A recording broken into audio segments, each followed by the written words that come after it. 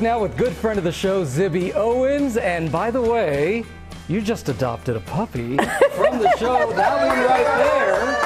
And I don't want to say it's because of me, but, you know, that's the one I was holding. So, just saying. Oh, my gosh. My kids are going to freak out. I can't even. Well, and they just found out on national TV, yeah. so there you go. I know. What do you think, guys? I'm so excited. Yeah. Zibby, of course, you're the host of the award-winning podcast, Moms Don't Have Time to Read Books. And now she's out with her own book. It's her first memoir. It's called Bookends, a memoir of love, loss, and literature. Zibby, it is so great to have you. Oh, thank you for having me. This is so much fun. Absolutely, absolutely. So listen, you call this book a labor of love, but is it true that you wrote it and rewrote it over 20 years? Oh, let's not go there. Many rejections. Yes, it is very true. How did it feel to hold it? Were you overthinking it, or was it? I wasn't overthinking it, but I think I had to get to this point in my life to have the perspective to have it ready to come out. Yeah, holding it was amazing. I mean, I literally just stayed up all night long holding this book, and I was like, I can't believe it's here. And I was so worried something would happen to me before it came out, but I made it. I'm here. So. You dedicate this book to your family, your husband, your kids, your parents, and to quote the janitor. You'll see what I mean. Tell us about that.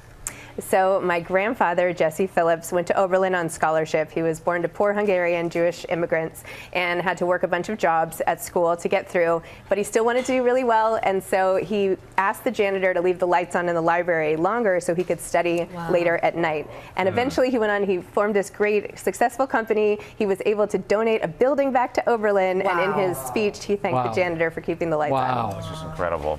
So many of your fans think that they probably know you from listening to the podcast over the years, incredibly popular. But what do you think it is about this memoir that might surprise some people?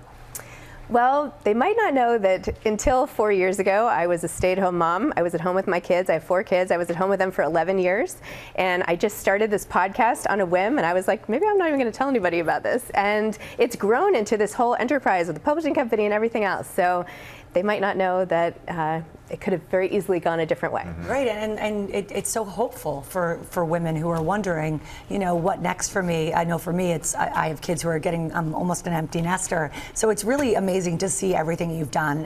You're very inspiring. I mean, you're doing pretty well, though. Thank you. Thank you. I was doing the royal we. Okay. But you say that this book helped you reinvent yourself at age 40. One reviewer, love this, calls your memoir a coming of age tale, which I think is fantastic. But why do you think midlife is such an important time for all of us, for people? I think at midlife, I've gone through a lot of loss. Most people by this age have experienced loss. They know that life is not forever, and yet they're still young enough that they can do something about it. So I think it's a great inflection point. And you do have some breaking book news to share right here on GMA? I do. In addition to Bookends and my children's book, Princess Charming, I have a new novel coming out from Little A in the summer of 2024. It's called Blank, and it's about a mother of 2 who's a writer in LA facing some difficult personal and professional issues, and she has a very unconventional solution. So it's called Blank, or you're telling us to wait for the title? It's called Blank. It's called Blank. Okay, just making sure. Okay, great. Yeah. Since we have you here, we want to play a little lightning round of book options for people, because you know people are looking for books to read this summer. Okay, when someone needs a pick-me-up, a good book is Daphne Oz, Eat Your Heart Out, because food always picks me up. Okay. Ooh, that's good. When someone needs an escape, a good book is 6 Days in Rome by Francesca Giaco. I want to read that. When someone needs a good love story, a good book. Ooh. Nora Goes Off Script by Annabelle Moynihan. Obsessed. Writing that down. Really good. What about a good laugh? Gary Janetti, Start Without Me. Hilarious. And the last book that surprised you?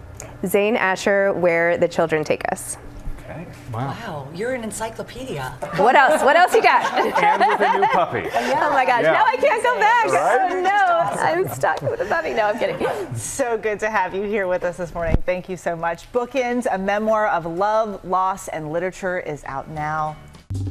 Well, hey there, GMA fans. Robin Roberts here. Thanks for checking out our YouTube channel. Lots of great stuff here. So go on, click the subscribe button right over here to get more of awesome videos and content from GMA every day, anytime.